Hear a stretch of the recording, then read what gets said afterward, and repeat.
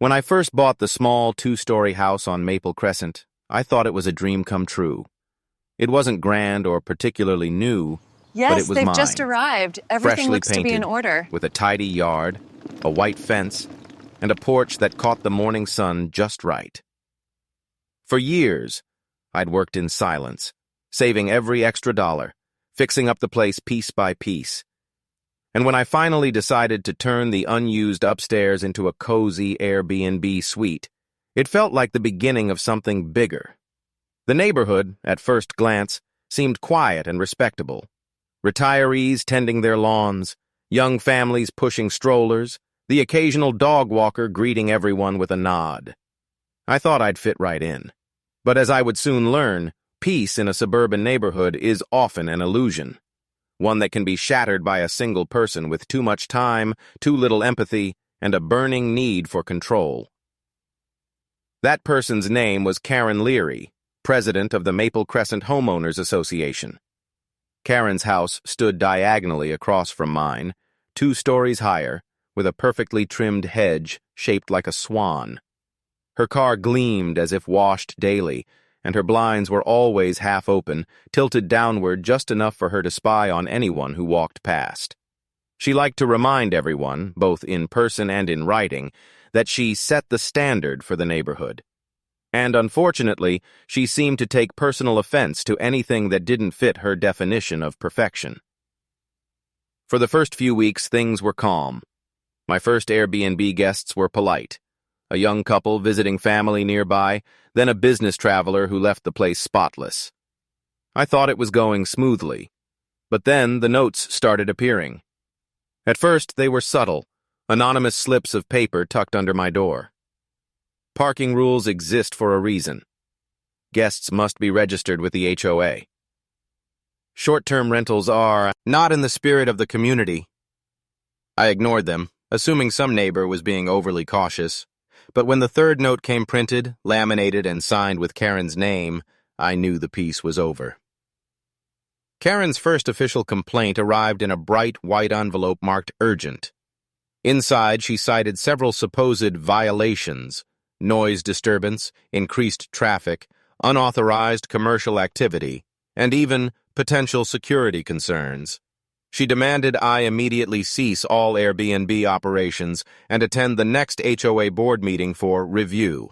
That meeting was a turning point. Karen sat at the head of the table, flanked by a few nervous board members who barely looked up from their papers. I listened as she read out every accusation, exaggerating each one with theatrical emphasis. According to her, my Airbnb was a revolving door for strangers, a public nuisance, and a liability waiting to happen. When I calmly explained that I'd checked the bylaws, that nothing in the HOA rules specifically prohibited short-term rentals, she gave a thin smile and said, "We'll see about that." From that day forward, she made it her mission to make my life miserable. She called the city about zoning violations that didn't exist. She reported fake noise complaints to the police.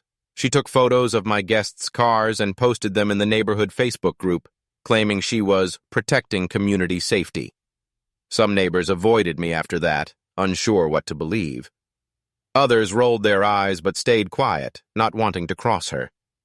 It became a war of attrition. Every week brought a new letter, a new complaint, or a new HOA inspection. Yet every time, I stayed within the rules. Just enough to frustrate her, but not enough for her to actually win. Still, the stress built up. Guests began noticing her staring from her window, sometimes even stepping onto her lawn to photograph them arriving. A few canceled their stays, citing uncomfortable neighbor behavior. My ratings slipped, and I started to wonder if it was worth it. Then came the day she crossed a line. One afternoon, I came home to find a city official standing on my porch, clipboard in hand. Someone had filed a formal complaint claiming I was running an unlicensed hotel. The official was polite but firm. They'd have to inspect the property. It turned out Karen had sent in photos, reports, and even alleged testimonies from anonymous neighbors. The inspection found nothing wrong, but the damage was done. My listing was temporarily suspended pending review, costing me several bookings and hundreds of dollars. When I looked across the street, I saw Karen standing behind her blinds, watching with a smug expression that said everything. For the next few weeks, I stewed in frustration. My project, my hard work, was crumbling because one woman couldn't mind her own business. I considered giving up, maybe selling the place, maybe moving somewhere quieter. But then, by pure accident, I stumbled upon something that changed everything. It happened while talking to one of my long-term tenants who worked part-time at a downtown hotel. We were chatting about neighborhood gossip when she mentioned that a woman named Karen Leary had recently been in contact with her manager, trying to book a weekend stay for a corporate guest. My ears perked up. I asked a few casual questions, and sure enough, it was the same Karen. Apparently, she was the office manager for a mid-sized real estate firm, the kind that hosted quarterly retreats for their staff. And her boss, the regional director, was planning a family vacation in town the next month. That was the spark. An idea so ironic, so perfectly poetic that I couldn't ignore it. If Karen thought my Airbnb was such a disgrace to the neighborhood, maybe it was time to let someone she deeply respected, maybe even feared, experience it firsthand. I quietly reactivated my listing, refreshed the photos, and renamed it with a subtle new title: Maple Retreat, Cozy Family Suite in a Peaceful Neighborhood. I added a few touches to make it more appealing: a welcome basket, a guidebook, and new linens. Within a few days, bookings resumed. And then, one morning, as I scrolled through upcoming reservations, I saw a name that made my heart skip a beat. The guest profile showed a familiar last name, Thompson, matching the regional director of Karen's company. His message read something like, "Looking forward to a quiet family getaway near the lake. Recommended by my office manager, Karen Leary." The irony was delicious. Karen herself had unknowingly suggested my Airbnb to her own boss. For the first time in months, I smiled while looking out my window at her perfectly trimmed hedge. She had no idea what was coming. The game had changed. And now, I was playing to win. The morning I received the confirmation for the Thompson family booking, something inside me shifted. The exhaustion of months battling Karen's relentless campaign melted into a sharp, quiet focus. I realized this was my moment, not just to get even, but to expose her hypocrisy for what it truly was. For weeks, Karen had paraded around the neighborhood, pretending to be the guardian of order and community values. She had called my Airbnb an eyesore, an illegal enterprise, a threat to safety. And yet, here she was, indirectly recommending it to her superior as the ideal place for a relaxing vacation. The irony was almost too much to process. I sat at my kitchen table with my laptop open, reviewing the reservation details. Mr. Daniel Thompson, his wife, and their 2 teenage kids. 5-star guest history, verified identity, professional and polite messages, the perfect tenants. I accepted instantly, resisting the urge to laugh. The following days, I transformed the Airbnb suite into something worthy of perfection. I replaced the curtains with softer tones, stocked the pantry with breakfast supplies, even added a vase of fresh flowers on the coffee table. Every little detail mattered, not just because I wanted glowing reviews, but because I wanted the Thompsons to leave impressed, with nothing but praise. The weekend before their arrival, I noticed Karen outside, pruning her hedge with robotic precision. I watched her for a while, curious whether she knew anything. She didn't. She hummed softly to herself, oblivious. Her world was so tightly controlled that she couldn't imagine something could slip right beneath her nose. When the Thompsons finally arrived that Friday afternoon, I made sure everything was seamless. I greeted them politely, carried their luggage upstairs, and explained how everything worked. The Wi-Fi, the thermostat, the welcome basket on the counter. They were kind, well-mannered, the kind of people who treated others with genuine respect. I liked them immediately. Across the street, Karen's blinds twitched. I could feel her gaze even from the porch. She was watching, taking mental notes, already preparing her next complaint. It almost made me laugh. She had no clue who these people were, or who had recommended my illegal Airbnb to them. The weekend unfolded like a slow-burning piece of irony. The Thompsons went sightseeing, took morning walks, even waved at neighbors. Karen, of course, hovered nearby, watering her plants at odd hours, staring a little too long. By the second day, I could sense her frustration bubbling. She wanted to confront them but didn't know how. These weren't the typical guests she loved to scold. No noisy college kids, no rowdy tourists. The Thompsons radiated quiet wealth and authority. Karen, for once, seemed hesitant. Late that evening, as dusk settled and porch lights flickered on, I saw her approach them. From my upstairs window, I watched the scene unfold like a theater performance. Karen walked across her lawn, clutching a clipboard, her posture perfect, her expression composed but stiff. She introduced herself with forced politeness, likely pretending to welcome them to the neighborhood.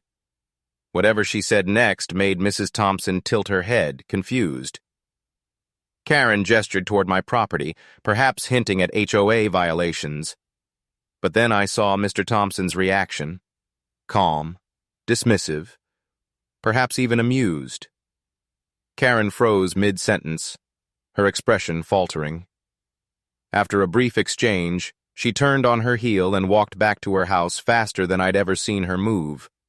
I didn't know what words had passed between them, but I could guess. And the next morning confirmed my suspicion. When I went out to grab my mail, Karen was outside again, though this time she avoided my eyes. Her lips were pressed tight, and her usual air of superiority seemed fractured.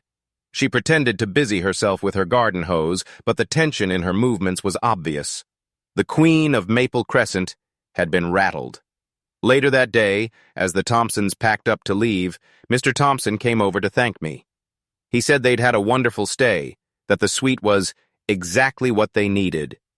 He mentioned how peaceful the neighborhood was, and then, casually, he added something that made my heart leap. He told me he worked with a woman named Karen Leary, who'd actually suggested this area, though she seemed surprised when he mentioned the address. "Funny coincidence," he said with a chuckle. I kept my expression neutral, thanked him, and wished him safe travels. But inside I was electric with satisfaction. That night I couldn't resist. I checked my Airbnb account, and there it was, a glowing 5-star review from Daniel Thompson himself. Beautiful home in a quiet neighborhood. The host was professional, the stay was perfect, highly recommended. It was poetic. The very thing Karen had spent months trying to destroy had now been praised, publicly, by her own boss. The ripple effect began almost immediately. A few days later, whispers started circulating in the neighborhood. Someone had seen the Thompsons' fancy SUV in the driveway. Someone else had overheard Karen arguing on the phone outside, her voice strained and uncharacteristically defensive. Then, at the next HOA meeting, the atmosphere was tense. Karen arrived late, visibly uncomfortable. The usual crowd of board members, once silent under her glare, seemed oddly emboldened. When she tried to raise the topic of unauthorized rentals, one of them cut her off gently, saying that the HOA had more pressing concerns. She frowned, confused, as murmurs spread through the room. I didn't need to be there to know what had happened. Word had reached her boss. In the following weeks, Karen's behavior began to shift. She no longer lingered at her window. She stopped sending letters. Her Facebook crusades went quiet. The power she once held over the neighborhood was slipping, not because of any grand confrontation, but because the truth had quietly, effortlessly, exposed her. But revenge, as satisfying as it was, had a strange aftertaste. I thought that would be the end of it, the final chapter in a petty suburban feud. But things in Maple Crescent were never that simple. because a few weeks later, a new envelope appeared on my porch. No signature this time, just a plain white slip with a typed message inside. Enjoy your victory while it lasts. There was no doubt who had sent it. Karen might have been embarrassed, but she wasn't finished. Not yet. The battle that had seemed won was about to take on a whole new life, one that would reach far beyond property lines, HOA rules, or even the quiet streets of Maple Crescent. After weeks of calm, the street had started to feel normal again. No more letters, no surprise inspect ions, no prying eyes from across the hedge. For the first time in months, I could breathe. My Airbnb bookings picked back up, the guests were happy, and life finally seemed peaceful. But peace, when it comes after conflict, often carries a fragile edge, like glass waiting to crack. And with Karen Leary, that calm was only ever a pause between storms. The first sign came quietly. It was a Tuesday morning when I noticed a city vehicle parked at the end of the street. Two inspectors were walking slowly along the sidewalk, taking photos of driveways, street drains, and fences. At first, I assumed it was routine maintenance. But when one of them stopped in front of my house and jotted something down on his clipboard, I felt the familiar unease return. By that evening, I had my answer. A notice had been taped to my door. A formal review regarding alleged unpermitted structural modifications to the property. According to the document, someone had reported that I'd illegally added a rental unit. The claim was false, of course, but it was enough to trigger an inspection. I didn't need to guess who was behind it.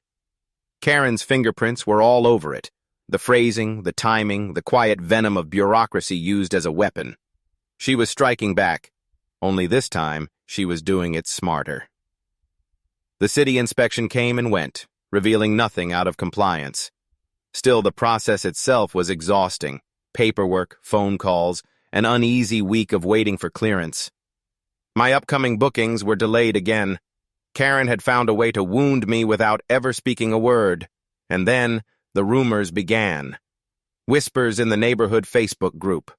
Subtle, insinuating posts about certain homeowners running shady businesses and outsiders wandering the streets. The posts never mentioned my name directly, but everyone knew who she meant. The same people who once rolled their eyes at her now began to question, quietly, cautiously, if maybe there was truth behind her stories. Karen had always understood something others didn't, that reputations could be destroyed not by facts, but by suggestion. Still, I tried to stay focused. I told myself that as long as I kept everything above board, she couldn't touch me. I was wrong. One morning I found my mailbox hanging open, its contents soaked from overnight rain. At first I thought it was an accident, until I noticed the shredded remnants of an envelope, the return address torn off. Someone had ripped open my mail. It wasn't the work of a stranger, it was deliberate. Later that week, a booking was suddenly canceled. The guest messaged me apologetically, saying they'd received an anonymous tip, warning that my Airbnb was under city investigation. My heart sank. Karen wasn't just trying to bother me anymore, she was trying to sabotage me entirely. For a few days, I considered reporting her to the HOA board again, but that path had already proven useless. They were weary of her drama, yes, but still too intimidated to intervene directly. So I waited, watched, tried to anticipate her next move. It came sooner than expected. On a windy Friday evening, I caught a flicker of movement outside my window. A flashlight beam, weaving through the shadows near my side yard. I stepped quietly to the porch and saw a figure, short, in a beige jacket, crouched near the edge of my property line. I didn't need to see the face to know who it was. Karen was taking photos again, this time of the back entrance to the Airbnb. When I called out to her, she straightened abruptly, muttered something, and hurried away. A few hours later, another anonymous report appeared in my inbox from the city portal, this time alleging unsafe electrical modifications. It was obsessive, almost unhinged. But this time, instead of reacting, I decided to start documenting her. Every incident, every suspicious action, every time I caught her near my home, I began keeping a log, photos, dates, even timestamps from my doorbell camera. If she wanted to play games with evidence, I'd play back. Weeks went by. Each new complaint she filed fizzled out under scrutiny, yet the cumulative effect was undeniable. I was tired. My property had become a battleground. The neighbors whispered but avoided taking sides. Karen had turned our street into a cold war zone, and I was the enemy combatant. Then, one evening, something unexpected happened. A small twist of fate that would change everything again. It started with a knock on my door. A delivery man stood there holding a large envelope addressed to Karen Leary, but mistakenly delivered to me. I was about to walk it across the street when I noticed the return address, the same real estate firm where she worked. For a brief moment, I hesitated. Ethics versus curiosity. But after everything she'd done, the temptation was too strong. I didn't open it, not yet. But I noticed the outside label. It read Internal Review, HR Confidential. That alone said enough. I left the envelope on her porch, but my mind kept circling the possibilities. What kind of review would HR be conducting? Was it related to her recent outburst with her boss's family? Could my little act of revenge have done more damage than I realized? The next few days confirmed my suspicion. Karen stopped leaving her house as often. Her car stayed parked in the driveway. The mail piled up. For the first time, she looked smaller. Her hedge went untrimmed. The perfection was cracking. Still, her bitterness found other ways to seep out. One morning, a new sign appeared near the neighborhood entrance. No short-term rentals. HOA policy. It wasn't official. She'd clearly printed and laminated it herself, but she placed it proudly, like a declaration of victory. When I drove past it, I couldn't help but feel a strange mix of irritation and pity. This was her final stand, the desperate act of someone who'd lost control and couldn't accept it. That night, I checked my Airbnb messages again. Another booking had come through, a week-long stay from someone with a familiar last name. Leary. My pulse quickened. The message said, "Hello, I'm interested in staying at your property next month. I'll be visiting family in the area. Please confirm availability." The profile photo showed a young woman, around 20, maybe a college student. I clicked through the account. The reviews were sparse but positive. And the name? Emily Leary. Karen's daughter. I stared at the screen, half in disbelief, half in curiosity. Was it a mistake? A setup? Or something else entirely?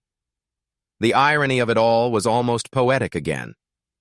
Karen had declared war on my Airbnb, and now her own daughter was trying to book it. Whatever her motive was, one thing was certain. This feud wasn't over. It was evolving. And this time, it was about to get deeply personal. When I saw the name Emily Leary in my booking list, I thought it had to be a mistake. Maybe another Leary, a coincidence. But as I clicked through the account again, the resemblance in her profile photo was unmistakable. The same sharp cheekbones, the same blonde hair, though less meticulously styled than her mother's. Her message was polite, almost hesitant, like someone unfamiliar with the area. I hesitated before accepting. Every instinct told me it was a bad idea. Karen's daughter staying in my Airbnb? It sounded like a trap, or at least a recipe for disaster, but the curiosity was too strong to ignore. Why would Karen's daughter, of all people, want to stay here? I clicked accept. The following week, a small silver hatchback pulled into the driveway, and Emily stepped out. She was younger than I'd expected, maybe in her early 20s. Dressed casually. Wow. With earbuds dangling from her phone, she didn't have her mother's stiff posture or judgmental glare. Instead, she looked tired, like someone carrying the weight of something she didn't sign up for. She smiled when I greeted her, thanked me for hosting, and carried her bags upstairs. There was nothing strange about her demeanor, no trace of hostility. But I could feel the tension across the street. Karen's blinds were moving again. That night, as lights flickered on in the Airbnb suite, I saw Karen pacing near her front window, peering through the slats, her phone pressed to her ear. Her movements were agitated. I could almost imagine the conversation, her disbelief, her fury, maybe even her desperation to stop her own daughter from staying here. But Emily stayed. Days passed, and she proved to be the most courteous guest I'd ever had. Quiet, respectful, even kind. She worked remotely from her laptop, often sitting by the upstairs window with a cup of tea. Occasionally, I'd see her walking to her car or chatting briefly with neighbors who didn't yet connect her to the Karen Leary. Then one evening, as I watered the front lawn, Emily waved from across the yard. She looked hesitant, almost nervous. She mentioned she was in town visiting her mother, but things were a bit tense. She didn't elaborate, and I didn't pry. Still, the heaviness in her tone said more than words could. Across the street, Karen stood frozen at her mailbox, glaring at us both. That night, a storm rolled in. One of those heavy autumn rains that soaked the streets and rattled the windows. The wind howled, branches creaked, and by midnight, the power flickered off briefly before stabilizing. I thought nothing of it until the next morning, when I found something strange on my doorstep, a soggy, folded note. "Do you really think you've won?" it read. No signature, no context, but the handwriting was unmistakable. Cobley Karen's. I wasn't surprised. But when I looked up, I noticed her blinds were shut for once. Her car was still there, but no sign of movement. It was unlike her to retreat, and the sudden quiet made me uneasy. Meanwhile, Emily seemed increasingly withdrawn. She extended her stay twice, explaining vaguely that her plans had changed. She looked anxious whenever she saw her mother's house, often leaving early in the morning and returning late at night. Something deeper was brewing behind the scenes. Then one evening, as I was bringing in the trash bins, Emily appeared on the porch. Her eyes were red, her voice shaky. She said she might need to stay longer. A few more weeks, maybe. I nodded, told her she was welcome, and left it at that. But I could tell something had fractured between mother and daughter. The next day confirmed it. A delivery van arrived, unloading several boxes labeled personal items. Emily signed for them quietly. From the return address, I saw the initials, KL. Karen had sent her daughter's belongings. That was the moment I realized this wasn't some petty continuation of our feud. It was something else entirely. Whatever had happened between them, it had pushed Karen's daughter away and straight into the home of the person Karen despised most. Over the next few days, the street dynamic shifted again. Neighbors whispered. They'd seen Emily's last name on the packages. They'd started to put the pieces together. Karen, who once commanded the neighborhood's respect, now looked more like an outcast, her authority unraveling in slow motion. But the peace didn't last. A few nights later, near midnight, I heard raised voices outside. I looked out my window and saw Karen standing at the edge of my driveway, raincoat clutched tight, shouting up toward the Airbnb suite. Emily appeared at the window, pale and tearful, refusing to come down. The scene was surreal, like a mother pleading with her dogs, while trying to maintain control over a world that was already slipping away. I couldn't hear the exact words, but the emotion was clear. Desperation, anger, and humiliation all tangled together. Eventually, Karen stormed off, slamming her car door hard enough to wake the neighbors. The headlights cut across the wet pavement, and then she was gone. After that night, Karen vanished from sight. Her car sat unused. The blinds stayed drawn. Her yard, once immaculate, began to show signs of neglect. The swan-shaped hedge grew uneven, leaves scattered across the walkway. Emily stayed for another 2 weeks. During that time, she seemed lighter, almost relieved. When she finally checked out, she thanked me sincerely, leaving behind a handwritten note that read, "Thank you for letting me have peace. You've been kinder than you know." She left a 5-star review, of course, but that part didn't matter. What mattered was the symbolism. Karen's daughter had found peace in the very place her mother had tried to destroy. It felt like closure. I thought that would be the end of it, that Karen, humiliated and alone, would fade quietly into the background. But Maple Crescent wasn't done with me yet. A week after Emily left, I received a letter. Not from Karen, not from the HOA, but from the real estate firm where Karen worked. It was short and formal. To the property owner of 14 Maple Crescent, we are conducting a background verification regarding a former employee, Ms. Karen Leary. We would appreciate any documentation or correspondence relevant to your previous HOA interactions with her. The word former caught my eye. Karen was no longer employed. And now, someone wanted to dig into what had happened here, to document, to verify, to perhaps build a case. Whatever consequences had come her way after her boss's stay, it wasn't over for her, not by a long shot. And somehow my Lee Airbnb had become the epicenter of it all. When the letter from the HOA real estate firm arrived, I read it twice, slowly, making sure I understood every word. Former employee, Ms. Karen Leary. The phrasing hit me like a bell ringing in the distance, distant but sharp, echoing long after the sound faded. Karen had been fired. It wasn't hard to imagine why. Her professional mask had always been as brittle as her personality, perfect on the surface, fractured underneath. The moment her boss learned she'd been trying to sabotage a property he personally enjoyed, her reputation at work would have unraveled. It must have been humiliating for her. The office whispers, the awkward stares, the quiet demotion before the final push out the door. And now, she was home. Full time. For weeks after that, Maple Crescent grew quieter. The HOA stopped holding meetings. The Facebook group went dormant. Even the usual gossip seemed muted, as if the entire street had fallen under a spell of uneasy calm. Karen no longer stepped outside, no longer glared from her window. Her hedge remained untrimmed, the once pristine lawn growing wild in uneven patches. But that stillness didn't bring peace.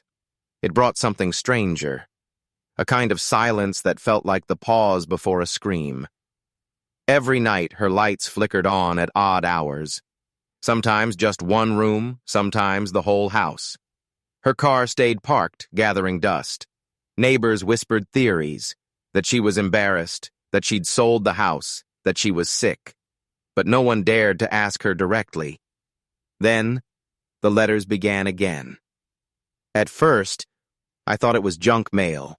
No return address, typed envelopes, clean and anonymous. But when I opened one, my stomach sank. Inside were printed screenshots from the Airbnb listing. My photos, my reviews, my business details, with phrases underlined in red marker. Phrases like illegal rental, unregistered guest traffic, zoning violation. There was no sign or nature, but I didn't need one. Karen was back. She was unemployed now, and with no HOA power left to wield, she'd turned her energy into a personal vendetta. Her obsession, once hidden behind rules and bylaws, was now raw and unfiltered. A week later, a letter from the city arrived. An anonymous complaint had been filed about habitual short-term rental misuse. I laughed bitterly when I read it. She was still trying, still clinging to the one thing she could control. Me.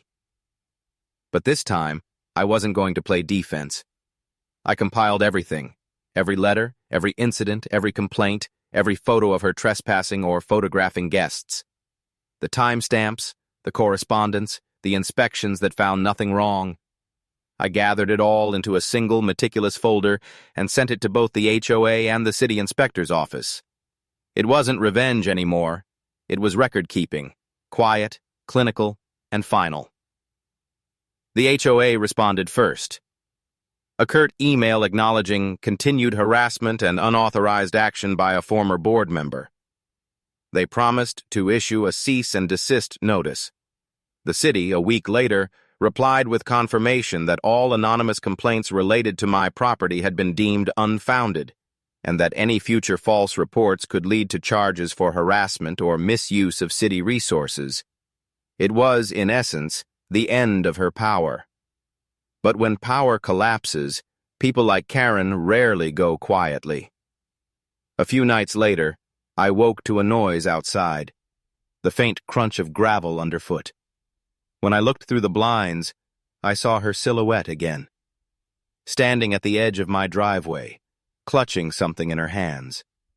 A flashlight beam cut through the dark, sweeping over my car, my porch, the Airbnb sign by the mailbox. Her posture was tense, almost trembling. I turned on my porch light, and for a second our eyes met across the yard. Her face was pale, hollow-y, yet the confidence gone. She froze, then dropped what she was holding, a crumpled flyer, and hurried back to her house. When I picked it up, I realized what it was. A poorly printed sheet accusing me of illegal rental practices and urging neighbors to protect their community. She was unraveling. Over the following days, her behavior grew stranger. She'd stand on her porch and mutter to herself. She'd leave her trash bins out for days, uncollected. One morning, she screamed at a delivery driver for stopping too long near her curb. The neighborhood started avoiding her entirely. The same people who once admired her leadership now crossed the street to escape her. Then one morning, a for sale sign appeared on her lawn. No fanfare, no warning, just a quiet acknowledgement that the reign of Maple Crescent's self-appointed queen had ended. The listing went up online within days. Spacious family home in desirable community, motivated seller. Rumor spread fast. Some said the firm had blacklisted her, making it impossible to find work locally. Others said she was facing legal trouble for harassment. Whatever the truth, her departure was inevitable. The day the moving truck arrived, the street felt different, brighter somehow. I watched from my porch as the movers carried out box after box. Karen stood in the driveway, supervising silently, her once perfect posture slumped. She looked across the street one last time. Our eyes met briefly, and for the first time there was no glare, no venom, just exhaustion. She opened her mouth as if to speak, but no words came. Then she turned, got in her car, and drove away. It should have felt victorious. Months of stress, fear, and constant tension, gone in an instant. But watching her drive off didn't bring the satisfaction I expected.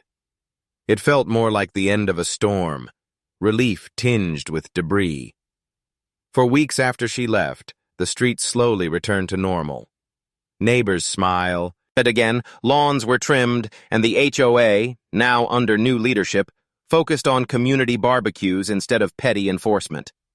My Airbnb thrived. Bookings soared, and my listing became a local favorite. Guests left kind reviews about the quiet neighborhood and thoughtful host. But sometimes, late at night, I'd glance across the street at the empty house, the dark windows, the silent hedge, and feel a faint unease. Then, one evening, as I was closing the curtains, I noticed something odd. A small white envelope taped to my mailbox. Inside, a single sheet of paper with neat handwriting. "We found some of your old mail inside during cleaning. Thought you'd want it back. The new owners." Attached were a few letters, most of them unopened. Among them, one stood out. The return address was Karen's old workplace, The postmark dated a few months back, right before she was fired. I hesitated, then opened it. Inside was a single page. Ms. Leary, we regret to inform you that your behavior during and following the Thompson family stay has been deemed unprofessional and in violation of company policy. Effective immediately, your employment with the firm is terminated. You are not to contact clients or co-workers regarding this matter. There was a handwritten note at the bottom, scrawled in ink. You ruined me. It wasn't signed, but the shaky handwriting told me exactly who had added it. For the first time, I felt something unexpected. Not triumph, not anger, but something close to pity. Karen had built her life on control, and when she lost it, everything crumbled. Still, the irony was impossible to ignore. She had tried to destroy my life through her job, and in the end, it was her job that destroyed her. Months passed since Karen's car had disappeared down the street for the last time. Her old house sat empty for a while, the for sale sign bleaching slowly in tea. He's son until a young couple finally bought it. They moved in, quietly, cheerful, and unbothered, unaware of the turmoil that had once defined the quiet little cul-de-sac. Maple Crescent was different now. The air felt lighter, like the whole neighborhood had exhaled after years of holding its breath. The HOA had reinvented itself. New leadership, new priorities. They cared less about mailbox colors and fence heights, and more about neighborhood potlucks, playground repairs, and a community garden that sprouted at the end of the street. And me? My Airbnb was thriving more than ever. The illegal rental Karen had tried so hard to destroy had become a local gem. Guests called it peaceful, charming, and full of small-town warmth. Families returned year after year, and my little side hustle turned into something bigger, a full-time business, a story of survival and quiet revenge. Still, sometimes I caught myself glancing across the street, half expecting to see her silhouette again, that stiff figure standing guard by the hedge. But the windows stayed dark, and her name faded from memory, until one summer afternoon, nearly a year after she left, when a new booking came in. It was a short stay, 3 nights, a corporate reservation, paid in advance, with a familiar company name in the details. The same real estate firm where Karen had once worked. I almost laughed. The irony was too perfect. When the guests arrived, I recognized the manager immediately. The same man who'd stayed before, Karen's old boss, the one whose family vacation had started the domino effect that ended her reign. He didn't seem to remember me at first, though when I greeted him at check-in, there was a faint flicker of recognition. He commented again on how lovely the place was, how peaceful the street felt, how the community seems much friendlier this time. I smiled, thinking of how true that was, now that its self-appointed guardian had gone. As he packed, I noticed he'd brought a small team this time, new hires, all fresh faces. They laughed easily, chatted about projects, and took photos of the house for their team blog. Watching them from my porch, I couldn't help but think how different the world had become since Karen's departure. That night, the street was alive again. Laughter drifted through open windows. Porch lights glowed warm. Even the crickets sounded louder, freer. But around midnight, as I stepped outside to water the garden, I noticed something strange. A small, battered envelope sat under my doormat, just like the one before. No stamp, no return address. The handwriting was the same. Uneven, hurried, but unmistakable. Inside, a single note. I hope you're happy. You took everything from me, but at least now you can rent your little house in peace. No signature, just those words, and a faint coffee stain across the corner. It had been nearly a year since anyone heard from her. There were rumors that she'd moved out of state, that she was renting a small apartment somewhere inland, that she was trying to rebuild her career under a new name. Some even said she'd started writing a blog about HOA corruption, blaming everyone but herself. But this note was real. It meant she hadn't forgotten. I stood there for a long time, the porch light casting long shadows across the yard. The air was still, heavy with the scent of summer grass. For a brief moment, I wondered what her life looked like now, a life without power, without an audience, without control. And then I realized something. I was happy. Not because I'd won, not because I'd gotten revenge, but because I'd outlasted her. She had spent every ounce of her energy trying to control the world around her, while I'd learned to adapt, to endure, and finally, to build something better. Her downfall had become my foundation.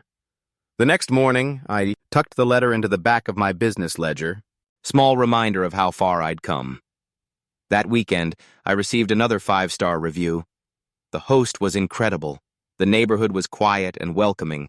We felt right at home. Reading it, I couldn't help but smile. I thought about Karen's old catchphrases: community standards, property integrity, neighborhood harmony. All those rules she'd used to cage others, all those walls she'd built around herself. And yet, in the end, the only one who found real harmony was me, the neighbor she tried to destroy. As months turned into another year, Maple Crescent became something close to perfect again. The kids played on the sidewalks. The new HOA president organized charity drives and summer cookouts. Even the once overgrown hedge in front of Karen's old house bloomed again, trimmed neatly by the new owners who had no idea what that hedge had once symbolized. Sometimes guests asked about the neighborhood's history. I'd smile and say, "It's peaceful now," but it wasn't always that way. They'd laugh, thinking I was joking. And maybe, in a way, I was. Because how could I ever explain the chaos that had unfolded? The meetings, the letters, the lawsuits, the petty wars, and how it all ended with one ironic act of hospitality. Revenge, after all, had never been the point. It just happened naturally, quietly, cleanly, and poetically. Karen had wanted to shut down my Airbnb, but in trying to do so, she handed me the greatest advertising campaign I could have asked for. Her obsession, her letters, her threats, they had only made me smarter, stronger, and more successful. When the city eventually legalized short-term rentals with clearer regulations, my property became one of the first officially registered listings in the area. I even gave it a name, the Leary House. Not out of spite, but as a reminder of what happens when control becomes obsession, and how sometimes the best revenge is simply living well. The story of Maple Crescent faded into memory, but once in a while I'd still see her name pop up online, in a forum thread, a complaint board, or a local gossip post. Always the same tone, angry, self-righteous, and desperate to be heard. But she never returned to our street. And every time a new guest arrived, suitcase in hand, smiling at the quiet neighborhood and the warm welcome, I'd think of her, the woman who tried to destroy me, and whisper to myself, almost like a toast, 5 stars.